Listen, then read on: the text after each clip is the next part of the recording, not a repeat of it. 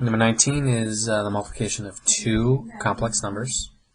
You got your a plus bi times a plus bi, just so happens to be minus. So then when you multiply these two, you will get another a plus bi. Okay, so let's multiply this guy. Let's rewrite it because we're going to like FOIL, right? You do the firsts, so 5 times 4 is 20. And then you do the outers, which is negative 15i. Then you do the inners, which is plus 8i. And then you do the last, which is negative 6i squared. Now, normally instead of an I, it would be an x, and then we would combine these two, and then that would be our answer. But complex numbers are different, right? Because this right here, this I squared, represents a negative 1, right? Because I is just cool like that. He can basically just, he is a placeholder. He doesn't actually exist in the real numbers, but I squared does, which makes that pretty interesting in my opinion. So we're going to go ahead and add those two, and those guys will just become negative 7i. Okay, we can see two negative 7i's here. Let's just see if this cancels out. Looks like that is a hard no, because this negative 6i is going to become a positive 6. Alright, remember this guy just represents a sign change, so negative 6i squared is just plus 6. That's going to give us a 26, and so the answer is C. Alright, now we're going to divide complex numbers. Now really this is done, but in mathematics what we do is we always want to get rid of radicals and i's out of the denominator. As just kind of, we call it rationalizing the denominator. And so what we want to do is we want to multiply both the top and the bottom, that is the numerator and the denominator, by its conjugate. Not the conjugate of 15, but the conjugate of the numerator, because that's what the denominator, because that's what the issue is. And that conjugate looks like this. Alright, you just take this guy and whatever's in the middle there, if it's positive, make it a negative. And what this does is, it basically, they're kind of like partners, where this is the mom and this is the dad, and then basically when they multiply together, they have a simplified version of themselves. Okay? Okay, so now what I'm going to do is, let's just put parentheses around these two so we can understand that what we're doing is we're multiplying going across. Okay, we're multiplying two fractions here. But what we had to know is that multiplying by conjugates is how we solve this problem. Okay, that's how we write the quotient. Okay, so next, 15 times 1 is just 15. 15 times 4 is actually 60, but because 4 is negative, it would be negative 60, and the I is still there. Okay, now he's all set. Having an I in the numerator is no big deal. Having an I in the denominator is the big deal. Now, something beautiful happens when you multiply by conjugates. The middle terms actually cancel out. But I'm going to go ahead and do it to prove it to you, in case those of you don't believe me. But this is what happens. You got a negative 4i when I multiply the outers. When I multiply the inners, you'll notice that I get a positive 4i, and so those guys actually cancel out immediately. And then you're going to have negative 16i squared. Now, that's going to add together.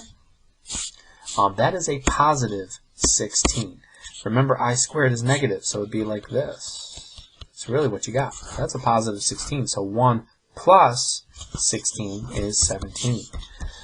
And 17 is a prime number, so we're going to leave 17 as it is. That is the answer.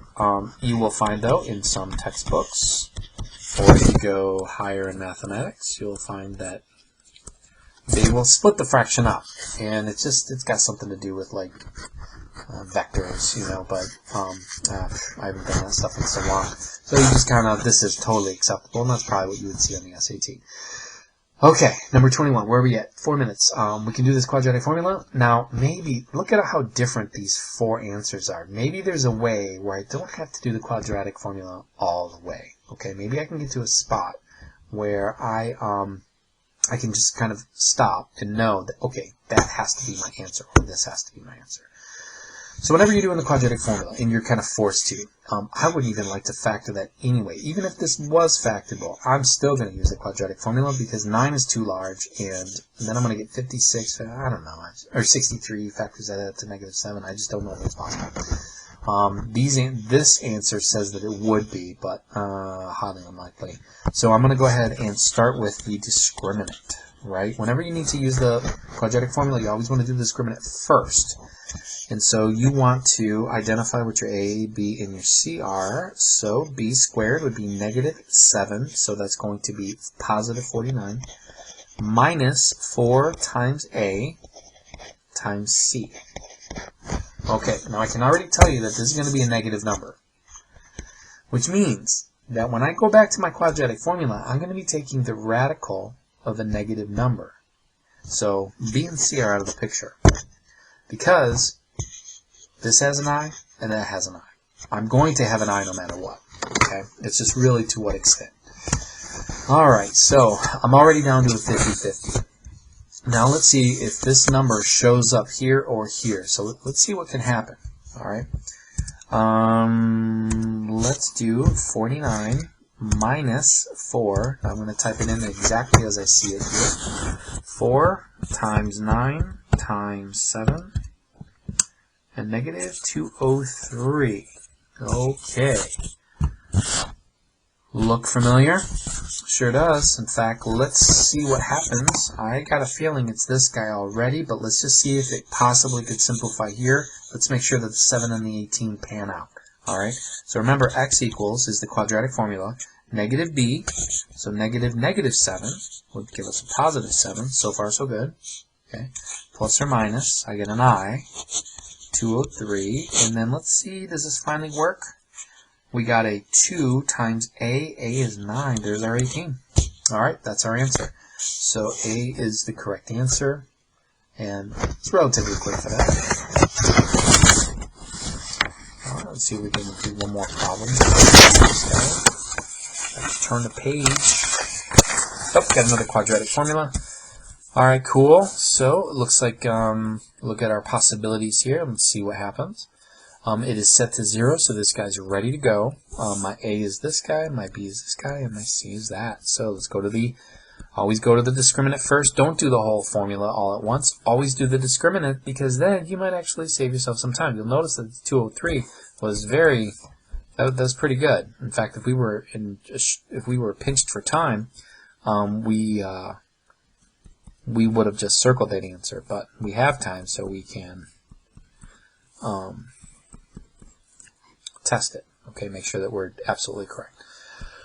Okay, so it looks like I'm definitely going to get a positive number here, 144. This is going to be, then this will be plus 44. That gives me 188. Okay, 188. So what I've got to do is I have to now go to x equals and take the -12.